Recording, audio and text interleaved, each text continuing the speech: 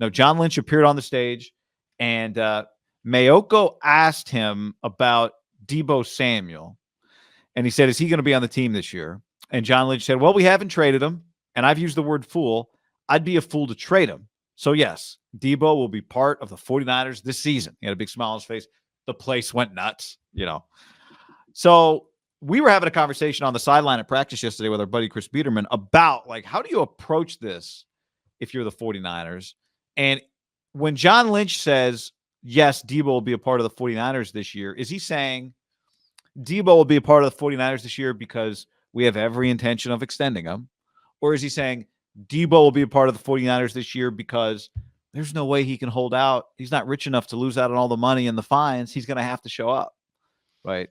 Those are two different things, and I do wonder how they're thinking about it. I just think it can be very slippery slopes because we talked about two things that would just cause a circus. Deebo holdout would immediately be a circus.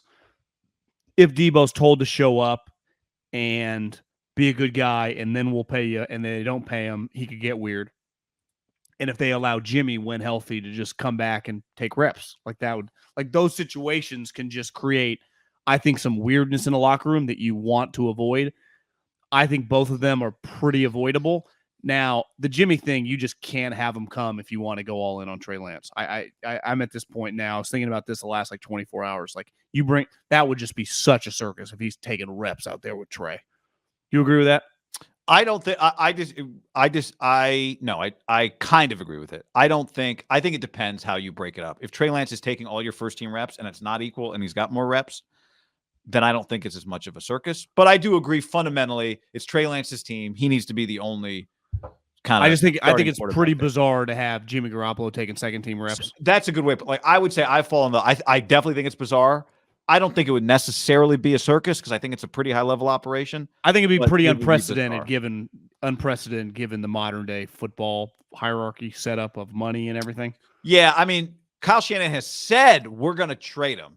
So if there's this understanding, like, hey, Jimmy's here just because, we got to get him back ready to roll to trade and all that.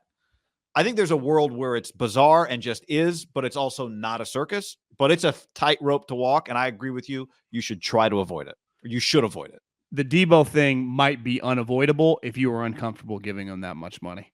And they know things that we don't know. And we just hear some things. And listen, I've been hearing things for a while. I understand about being concerned about paying certain players. And we've, litigated on here some of the reasons why: injury history, consistency of doing it is over his whole career, his numbers relative to like a DK Metcalf who did it immediately. And then you can also then argue well, his quarterback situation wasn't as good. We can argue back and forth. I would add to that, this situation in particular, not all holdouts are created equal. We'll see how this thing plays out. This has felt, I would say, not the most mature holdout, but then someone would counter and be like, what has Deebo really done? Every time you see him, he's smiling, he's happy. But Jeff Darlington quoted Deebo Samuel saying, I want to be traded. So I think the way this situation has played out is one of the things you'd put in the category of, wait, what exactly do we have here with Deebo Samuel? Yeah. We could argue hold it against it, don't hold it against it. I'm just saying, if I'm the 49ers, the way this situation has played out is part of the math of, part of how I think about Deebo Samuel. Like, you can say it's fair, you can say it's not fair. That's just the reality. When you deal with people, how they act towards you, when you deal with them, is you judge them on that. Well, I think you might have sent me the tweets, or maybe I'd seen them that day. I remember when A.J. Brown was tweeting about they say I'm supposed to be loyal. How about their loyalty? And then a month later, he's gone. So was that just the Titans going, we don't want this. We can't handle this Trump. And they know him, just like the 49ers know him really well. Bottom line, there are a ton of variables, and we're talking about a ton of money. And even if the money is not going to be what it is for the top guys, and it shouldn't be because he hasn't done it long enough, if you're guaranteeing him what A.J. Brown got, which was $57 million, if I remember, but even the way it was, it's a lot of cash, and it's for several years. That when you pay him that, compensate him like that, you need him to be at an elite level. And I think it's fair to say they're concerned. And I don't know if they're any less concerned, but they also understand how good he is and how much they like using him. So it's a hard balance. And I don't think there is a right or wrong answer. To me, there's only one wrong answer. Under no circumstances can you trade him before the seat. He has to be on your team this year.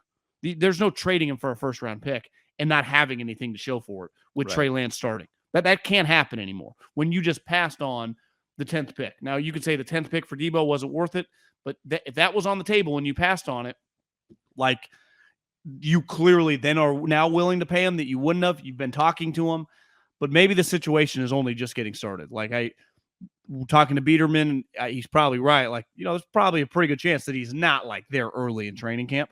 Like, it's not just one of those like lock deals to get done July 20th, because I saw someone tweeting about the price. I think it was Field Yates over the weekend about tight ends, and they're the best. It's why me and you kept talking, like, under no circumstance should the George Kittle deal even be that complicated relative to the rest of the league and relative to the rest of the positions.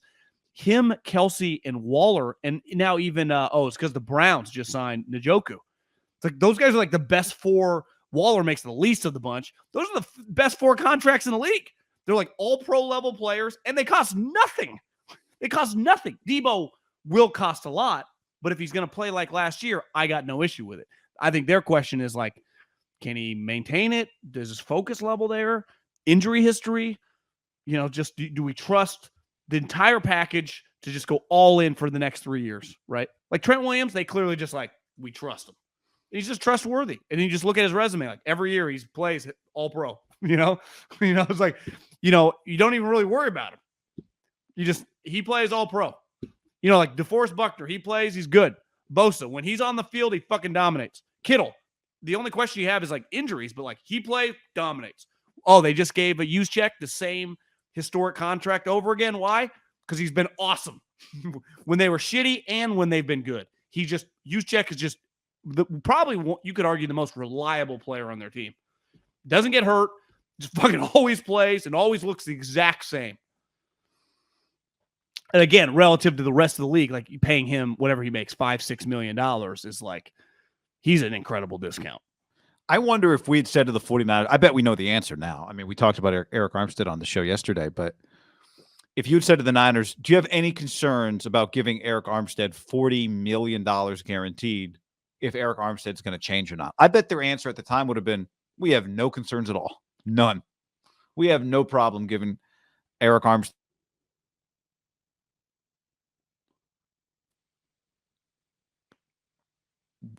And we would love for him to earn all 85 on his contract, right? Which is what, like, he's in 2023. Is he on pace for it? Yeah, I mean, this is actually, he got 20 million in 20. He got 15 million in 21. He got 15 million this year. Next year, he's on schedule for, it was a 5-year contract. So after this year is when they could get out of it, but the dead cap's 21 million, so that's not happening. How much does he owe the following year in 23? So 23, when the dead cap is 21, his cap hits 24, which is a lot. He'll make 16.7. And then in 24, his cash is 18 million and his cap hits 25. So they're going to, if they want to keep him, they're going to restructure the contract. They're going to give him a new deal. Right. I mean, I think when you say that Eric Armstead next offseason could be like, they gave him a 3-year extension and then mess with the money. Yeah. Yep. Especially if he has another year like he had last year. And he's your team Wouldn't you say that Eric Armstead's on pace to get extended? Again. Yeah. He's going to be a multi-extension first-round pick. From an administration that didn't draft him. That's pretty impressive. Could he get to 3 contracts? I mean, he's a pretty healthy player, knock on wood for him, right? How old is he? 29? He's not that 29. old. No. So he could get to 3 contracts with them. I think Calais Campbell, he left teams, but... Hey, what's up? What's up, guys? I'm Calais Campbell. Incredible deep voice. We interviewed him at the Super Bowl. Amazing. I would say that is kind of Armstead's comp, and he's playing at however old he is. He's 35. Again, had to leave teams, but he's got about 4 contracts in his career. When you're 6'8", 300 pounds, people are going to want you. And I can see Armstead not leaving teams. Armstead's from the area, obviously big, like they value him, right? He clearly values playing for the 49ers. Right? Now, he can't cost $20 million forever and stay around, right? That there becomes a point. As long as you play at a high level. Yeah, well, that's what I mean. Like, at some point, for the most part, every guy stops being a $20 million a year player. Did you watch his, I just saw a snippet of his speech. I didn't see it, no. Just talking about how everyone's always said Dwight Clark was the best teammate on the team for that decade. And he's like, I take a lot of pride in trying to be the best teammate. It was just like, God, this guy, John Lynch is probably sitting there. He ain't going anywhere for a while. No. So Deebo, I could see Deebo thing going a lot of different directions, except the trade in the fall, Khalil Mack style. I can't. I feel that's the only option that's not an option. is Deebo? If you told me Deebo misses all training camp, I say that's believable. Is Deebo missing week 1 believable to you right now? No, it's not, because no one really misses week 1. I just think there comes a point. We've talked about the amount of money that he's made. We've talked about his gross income is not very high relative to NFL salaries at all. I know it's, most people would be happy to have made Deebo's money the last few years, but it's you can higher burn tax through that bracket, higher tax bracket. You can burn through it really quick flying private. So I think part of this, John Lynch, I think, is really good at this, kind of Bob Myers-y, right? Like, he's saying Deebo's going to be here because we love Deebo. He's not saying Deebo's going to be here because Deebo doesn't have a choice and we're going to break him. That's not what he's saying. He's like Bob Myers. It's very pro the player. But I think in the back of his mind, he also knows Deebo's going to be here because it's the only way he can make money is to show up and play for us. What if it gets announced that Deebo's joined Live Golf for $58 million?